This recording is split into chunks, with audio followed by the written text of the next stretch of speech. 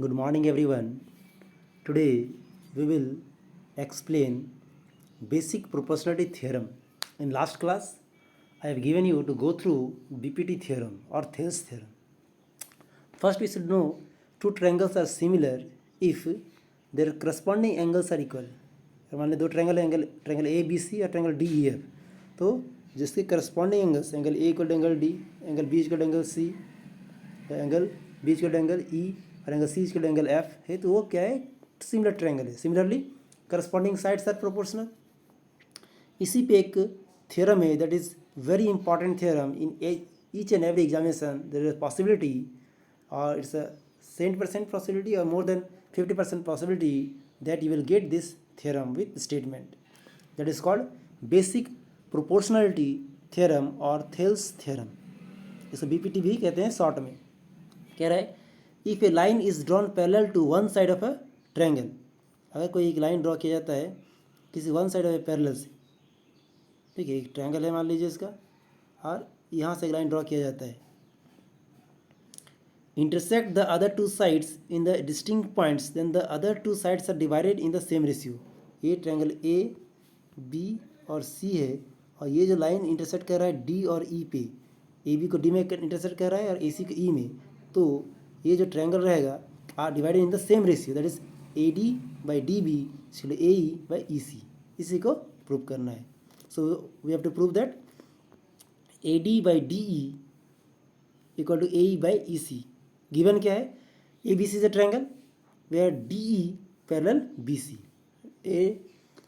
If a line is drawn parallel, मतलब क्या है, एक लाइन डी जो है पैरेलल है D E parallel B C, और ए बी को कहाँ पे इंटरसेक्ट कर रहा है डी पे, और ए सी को कहाँ पे इंटरसेक्ट कर रहा है ई पे, और D E parallel B C है. To prove A D by D B equal A E by E C, कुछ कंस्ट्रक्शन करेंगे.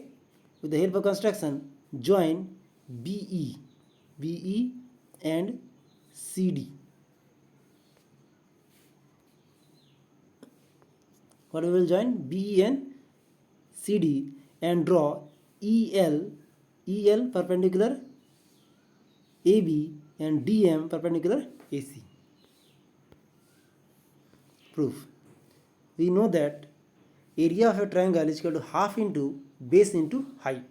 So area triangle ADE equal to half into base AD into height EL.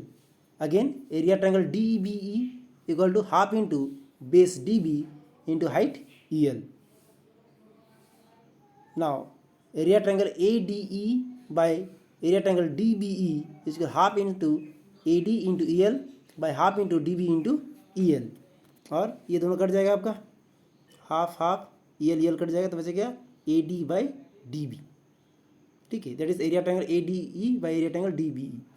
Again area triangle A D E equal to half into A E into D M, and area triangle E सी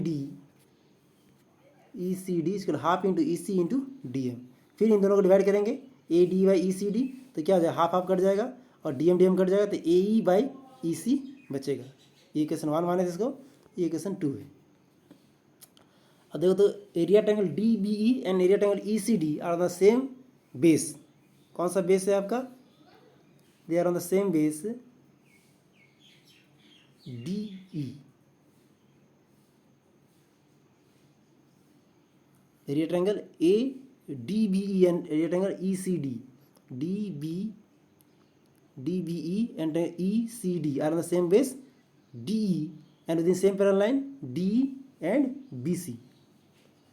दोनों same base में है और within same parallel lines, therefore area triangle DBE equal to area triangle ECD. ये proof है last class का ही. And triangle is on the same base and within same parallel lines, they are equal in area. तो from equation 1, 2 and 3 we will get AD by DB equal to AE by EC. क्यों, क्योंकि ये दो area equal हो गया हमारा, ECD और DBE equal हो गया, और ऊपर नीचे तो ADE और ADE इक्वल ही था, और दोनों जब पुट करेंगे तो कैंसिल आउट हो गया. अब बचा क्या, AD by DB equal to AE by EC. इसी को हमें प्रूफ करना था. This is the proof. इसी पे बेस्ड कुछ कोरोलरीज है, दैट मीन्स द रिजल्ट्स, परिणाम।